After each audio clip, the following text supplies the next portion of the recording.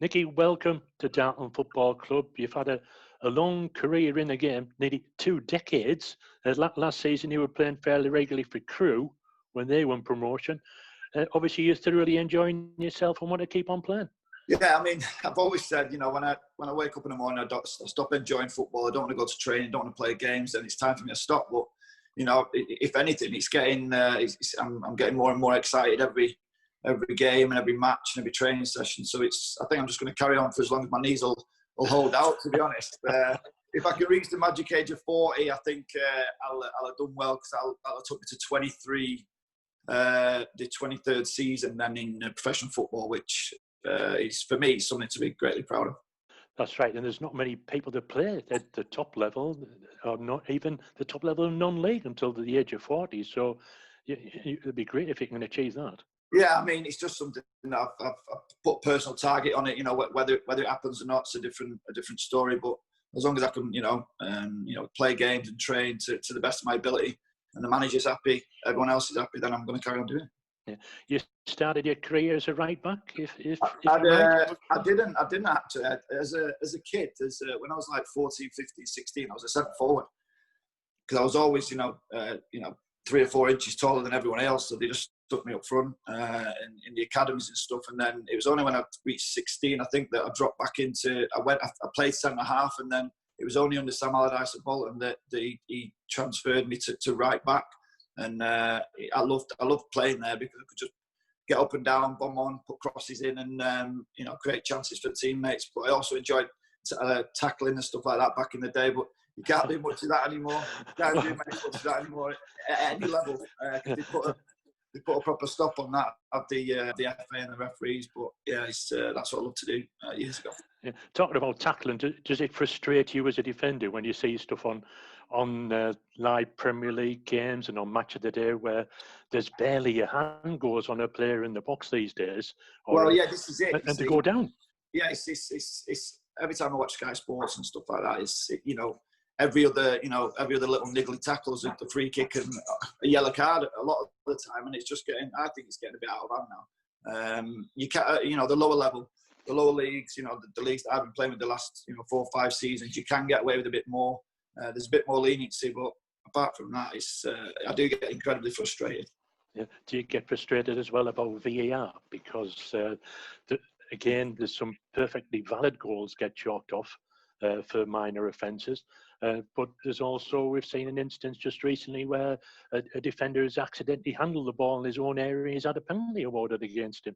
It's honestly, it's getting a bit farcical now. I think all the press are getting onto it, especially. It's there to help the referees out and the officials and stuff. But it's at a point where you go, human error is what's made football in the last 20, 30 years a fantastic game to watch. All the dramas and everything that goes on with football, and now it's becoming like rugby a bit, where every decision is, you're waiting 20 seconds, a minute and a half for the correct decision to be made, and sometimes it's not even the correct decision that's getting made. So it's like I think going around in circles. I don't know what the best option is. I don't know how they're going to do it, but I just hope they do it soon, and get everything back to normal when the season starts again.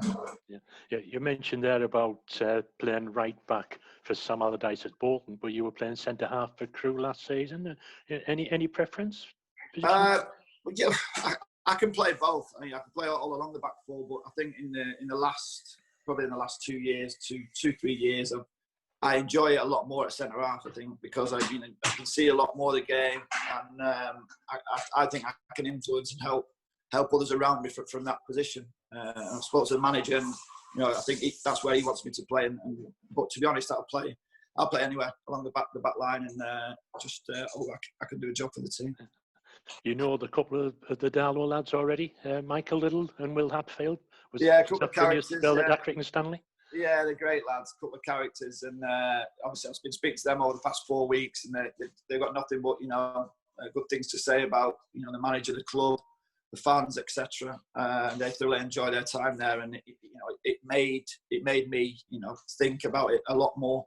And then obviously speaking to the manager, he's one from day one really when I left Crewe, so that's a massive thing for me. I think you know, especially at my age, you know, you do need to feel wanted at times. You know, it's not a young whippersnapper anymore. So it was just a nice feeling, and I think I'm coming up next week to see the ground and, you know, where the training facilities will be and stuff, and see the manager and stuff. So yeah, it's a big good week. Yeah, you played regularly in the Premier League for 5 years. You helped Bolton achieve a top 8 finish in 4 straight seasons, and you played against all the big teams as well, and all the great arenas. You must have some fantastic memories of that. Oh God, yeah. I mean, you know, the one that stands out is the Carling Cup final. I know it didn't go well, and we played it in the Millennium Stadium. It was under the roof. The roof was shut, and the atmosphere was crazy because there was air obviously, but it was because it was enclosed. It was a different type of atmosphere. The result didn't go that way, but then, you know, I played at a lot massive clubs with massive stadiums. I think my best one is Newcastle. When I used to play away at Newcastle United, I think the atmosphere at Newcastle was phenomenal.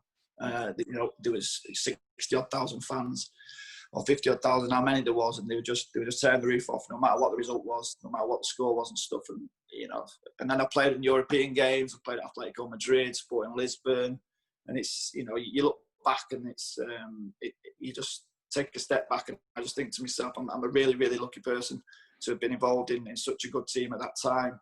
And to play for the managers that I played for all throughout my career. Yeah, you're not renowned as a goal scorer and defender, man, are you? In recent seasons, I am. In recent seasons, I've got two in 7 years or something, but no, especially not before that. No, I used to have quite a few shots in that, but, you know, for whatever reason, they didn't fly into the back of the net. But obviously, I scored last season at Carlisle away. And then I think I've only managed another 3 before that. I do score a lot in training, though. I'm probably top goal scorer in training. Every day in training, I'm top goal scorer. So I just take that home. Yeah. We found one goal you scored, though. The one against Liverpool at the Reebok. I can't remember that, Ray. Just surely not. Yeah, I can't really remember. Yeah, the left foot shot from just inside the box. Oh yeah, the one that Gerard's legs and past Pepe Reina. That one. Yeah, that's right. I do remember it, Ray. Yeah. And you went up to the right-hand side of the ground to celebrate in front of the fans there. Ran 60 yards across the penalty area to celebrate in front of the fans over there. So, is it fair to say that you might have milked that one? Oh yeah, I milked it, but to be honest, I didn't know what to do. When the ball went in, I didn't know where to run. So I just thought I'd run to the away fans first, and then I'll run to our home fans. So that's why I did a bit of a zigzag around the post, and ended up in front of our faithful fans. So yeah, it was great times and stuff. Funnily enough, I got the cassette, I picked the VHS cassette up of that goal the other day, along with like 20 others of my previous games over the years, and I need to have to see what the quality's like first. I need to find a VHS player for one. Might have to get in the loft and see. They're obsolete, Nicky. Yeah, exactly. I might have to get in the loft and see if there's one there. Other than that, I'll just have to convert it to DVD or memory stick or something like that. Yeah. You mentioned Sam Allardyce. He did wonders at Bolton, didn't he, as manager? It was said there that they got into the top 8 on 4 successive seasons, and Bolton weren't exactly regarded as big spenders, were they? He brought in Kevin Nolan and Agotti, Campo, Djorkaeff. He built a very good team there, didn't he? Yeah, I don't know how he did it, to be honest. I just think he had that, the individual persona with the players. I think when he'd go and meet them, he'd fly across to Spain and visit, Campo Piero. He'd go to France and see Djorkaeff before they signed. I think it was just that one-on-one initial contact which made the players, think, you know what, I want to play for this guy, and I want to go and see what Bolton can do for me. Granted, they were all coming to the end of their careers, but that didn't make a difference because the success they brought for us. I mean, Europe twice. I think we finished in the top 8 for 4 seasons on the bounce or something like that, and it's a massive achievement for such a small club, really. They got a great history and stuff, but he just had that aura about him that once he said he could do something, you took him by his word, and 99% he'd come through with it.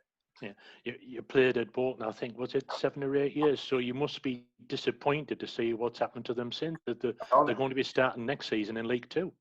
Honestly, Ray, it's like the fall from the greats. It's come from. I don't know how it's come about. They've had managers, they've had different owners and stuff, and it's people say it's all started from when Sam Allardyce left and stuff. But maybe there was an underlying position there even before that. Even a couple of years, 3 years before. You don't know. Nothing comes out in the press and stuff. So, but it's such sad to see. You speak to people in the street or the supermarket, and they say, "Do you know what's going on? I can't believe it." And they just they're still going. Do you know what I mean? They're still buying season tickets because they've got that affiliation with the club. They love the club. Along with a lot of the Bolton population love the club, and they want to see it get back to its original, back into the Premier League ideally. But at the minute, I really can't see how unless they go up straight away. I think they could be in League Two for a couple of seasons, 2 or 3 seasons. Yeah. After you left Bolton, you played for a few clubs at different levels: Bristol City, Preston, Rotherham, Accrington and Stanley were mentioned, Mansfield, Leyton Orient, Notts County and Crewe. Have I got a list right there, Nicky? Only a couple, right? Only a couple. They call me the journeyman. I've loved every club I've been at. Honestly, I've loved meeting new players and meeting people, and it's great. I think I don't often say at clubs in the recent seasons for longer than 2 years, but from what I give to the football club, I believe is why I've had so many clubs. I think, and the games that I've played over the years, because I can be reliable, and you always know what you're going to get from me. Yeah. So you must have been very pleased to get a promotion at Crewe last season. It's looking back through your career, you've reached cup finals, but not many promotions in there. No, I think I got one at Rotherham, but I wasn't really involved. I think it was at Accrington on loan when they got that. So I've had 2 promotions, and this is obviously the second one, which meant the most because I was thoroughly involved throughout the season, sort of thing. I got we've ended up finished runners up. That was only on points per game, but I think we would have won the league. If we'd have carried on the last 9 games, we would have won the league. Yeah. And it's a great time, but we couldn't celebrate it too much because obviously with COVID and stuff like that, we just had to do it at the training ground. So we had a few beers and that, obviously social distancing it, and it was a surreal season for us last year because we had such a young squad with a couple of old dads like myself, Chris Porter, Paul Green. And it just worked. It just clicked, and it was a really, really enjoyable season. So, what happened at the end of the season? Did you just get to the end of your contract, and they said? Yeah, they did. I went and met the manager, the training ground, the assistant, and they were honest. They said, "Look, COVID has had an effect on us. Contracts we're handing out is going to be less than what players were on anyway." So he said, "Look, we've not got something there for you." So I said, thanks a lot. It's fine. Do you know what I mean? Because I knew in the back of my head that I would be playing on, but I just didn't know where it'd be. So I'm confident in my own ability. And I don't know. It's when you get told off a manager, it's one of them things. You look in the eye and they're being honest with you. So you just be honest with them. If you really don't like them or whatever, you tell them. Do you know what I mean? But I didn't have that association with the Crewe's manager. Dave, we got on really well, and I've got nothing but admiration for him because of what he's achieved, and just hope they do well in League One next year. Yeah. So you'll know Fred Barber then from Crewe, and also your previous days at Bolton. Obviously, he's a famous ex-Darlow keeper. He's another character. He's a great guy, and he's a fantastic goalkeeping coach. I don't know what he was like as a goalkeeper. So I think in them when he used to play, it was black and white, weren't it? So it was long before my time. So, but yeah, he's a great guy, Fred. Still keep in touch with him now. He said obviously congratulations on the move and stuff, which is great to hear. All your ex-pros that you played with and staff that you've played with. It's always nice to hear them, saying nice things about you. But he's definitely a character, Fred. Yeah, he's one of the good characters in the game. I'll say that.